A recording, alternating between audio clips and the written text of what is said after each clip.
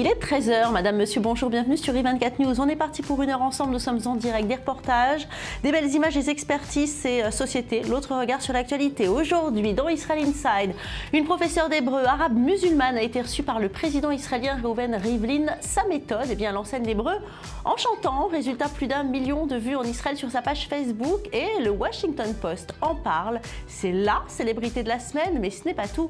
Nous vous avons préparé un joli programme. Aujourd'hui, dans le grand temps, le tour d'horizon des nouveaux dispositifs de sécurité pour lutter contre les fraudes et contre la violence. Mais on commence tout de suite par les titres de l'actualité.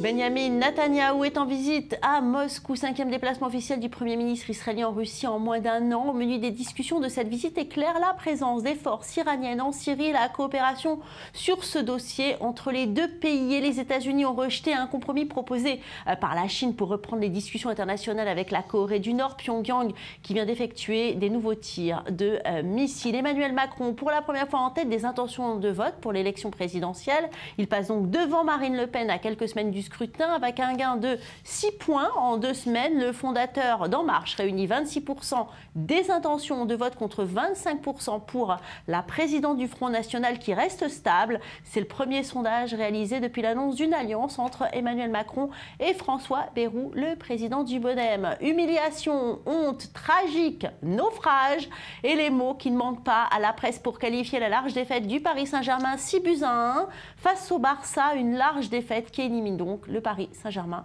de la Ligue des Champions.